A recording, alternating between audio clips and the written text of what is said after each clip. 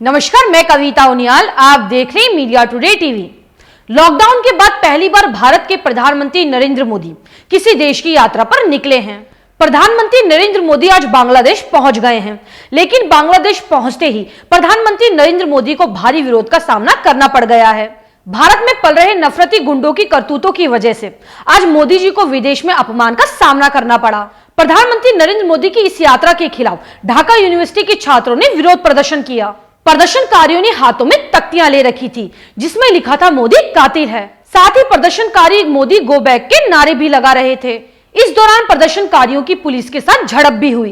क्या है पूरा मामला, हम आपको विस्तार से बताएंगे। अगर आपको न्यूज अच्छी लगे तो न्यूज को लाइक करें। अगर आप हमारे चैनल पर नए हैं तो हमारे मीडिया टुडे टीवी चैनल को सब्सक्राइब करें और हाँ, बेल आइकॉन को जरूर प्रेस करें ताकि मेरी न्यूज सबसे पहले आप तक पहुंचे। भारत के प्रधानमंत्री बांग्लादेश की आजादी के स्वर्ण जयंती के मौके पर चीफ गेस्ट बनकर बांग्लादेश पहुंचे हैं। कमाल की बात तो यह है कि प्रधानमंत्री नरेंद्र मोदी खास मेहमान बनकर उसी बांग्लादेश में पहुंचे हैं जिस बांग्लादेश का नाम लेकर आए दिन भारत में लोगों को पीटा जाता है। किसी भी गरीब शख्स को बांग्लादेशी घुसपैठिया बताकर उसको पीटा जाता है या तो उसकी लिंचिंग कर दी जाती है। मोदी भारत से 7:30 बजे रवाना हुए और करीब 10 बजे ढाका एयरपोर्ट पहुंच गए। वहां पर बांग्लादेश की प्रधानमंत्री शेख हसीना ने मोदी का स्वागत किया।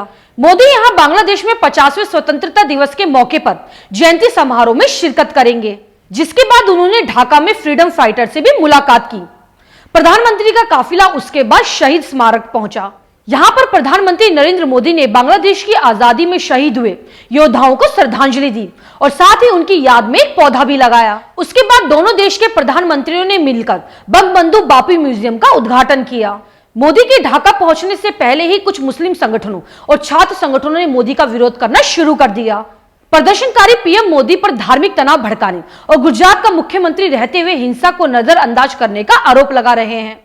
पीएसी के बैनर तले इकट्ठा हुए छात्र संगठन पीएम मोदी के दौरे का विरोध कर रहे हैं। इन प्रदर्शनकारियों ने आरोप लगाया कि मोदी और उनकी पार्टी भारत में रह रहे मुसलमानों का उत्पीड़न कर रही है। भारतीय सीमा सुरक्षा द्वारा कई बांग्लादेशियों को मार दिया गया।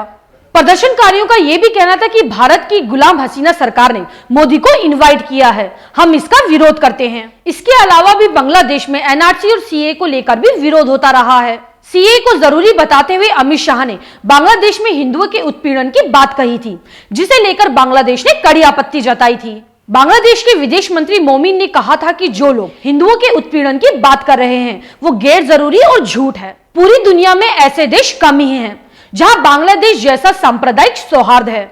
हमारे यहाँ कोई अल्पसंख्यक नहीं है, हम सब बराबर हैं। एक पड़ोसी देश के नाते हमें उम्मीद है कि भारत ऐसा कुछ नहीं करेगा जिससे हमारे दोस्ताना संबंध खराब हो। ये मसला हमारे सामने हाल ही में आया है, हम इसे ध्यान से पढ़ेंगे और भारत के साथ इस मुद्दे को उठाएंगे। अब भारत के प्रधानमंत्री जब बांग्लादेश पहुंच गए हैं तो उम्मीद लगाई जा रही है कि बांग्लादेश सीए और एनआरसी का मुद्दा मोदी के सामने उठाएगा। अब मिलेंगे अगली खबर के साथ। आपको मेरी ये न्यूज कैसी लगे मुझे कमेंट करके जरूर बताएं। शुक्रिया।